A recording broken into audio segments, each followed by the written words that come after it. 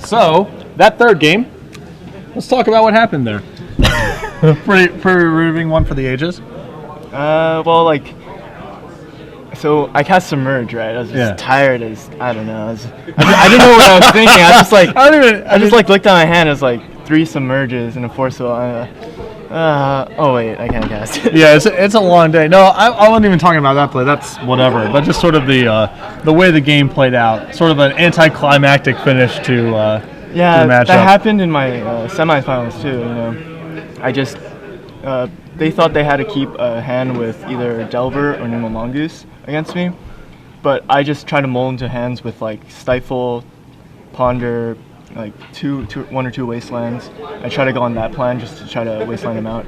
Because even if they have like a Nimble Mongoose in play, I can still play my own and block it or play a Tarmogoyf. Yeah. So I was on that plan. So the big question that I had from your side of the matchup, because you're already on the Stifle plan, presumably you're also bringing in Life from the Loam to possibly grind them out with Wastelands. Yeah. The last question I had was, did you actually bring in Surgical Extraction? I know some people are an advocate of bringing in the Mirror either to tag either Volcanic or Tropical Island because there's so few colored mana sources in the deck, or to tag one of the threat cards like Tarmogoyf or Nimble Mongoose if one happens to go to the graveyard.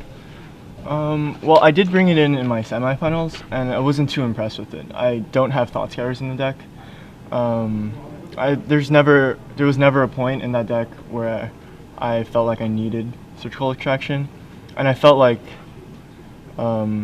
Adam would. I respect Adam as a player. You know, I wouldn't just bring in Surgical Extractions if I didn't know. Like, I'd have no idea how to use them if I did. Yeah. So how did you actually end up sideboarding for games 2 and 3? Well, since I was on the draw, I took out the 3. Daze? Sure. Oh, sorry, I was in a daze. Yeah. Long day, man. He didn't have Spell Snares, which I thought was really good in the matchup. I kept in 3 Spell Snares. I took out the 3 Chain Lightnings and put in 1 Life from the Loam, 3 Submerges, and 2 Pyroblasts. Okay, yeah, because Chain Lightning seems a little mopey in the mirror match because it's a sorcery. Yeah, you're basically doing it just for Delver, and then once you have Pyroblast, you're already filling in some of those slots anyway. So after all the rounds, was there anything you would change about the deck construction, or were you pretty happy with where your 75 were? I think I would play like a Phantasmal Image in the sideboard. Okay. I really wanted to kill a Progenitus in my future match, and I think it'd be pretty sick because some decks are running Thrun, like Chris Higashi ran a Thrun, and I think I would like 2 Phantasmal Image over a Sulfur Elemental, and probably the Tormod's Crypt aren't needed. Yeah, it's funny. I mean, obviously each tournament is its own little thing, so it's hard to read too much into the metagame or whatever. But I saw very little Esper tokens, and a lot of people have Sulfur Elemental or Dread Knight as a reaction to that deck, and I saw just very little of it in the room today. Did you cover any Dredge? We had a Dredge in the quarterfinals. We covered that, and there were some in the tournament. I mean, I know a couple people were certainly in the top 32 at least with it. I was watching it near the top tables, but there was one copy in the top 8, and we covered it in the quarterfinals. Well, I walked in this morning. That table right there, entire group of people playing Dredge. Yeah.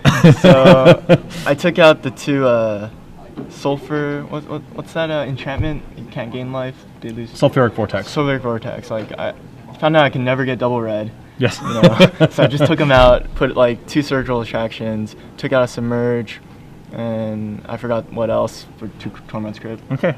So it ended up working. I played against 2 Dredge. I actually got a game loss against Dredge, round 2 against Billy. He top 8'd yesterday. And I was really nervous because like I'm not supposed to win game 1 against Dredge as a blue deck. No one is, basically. But I found out that Delver actually has a really good clock against Dredge game 1.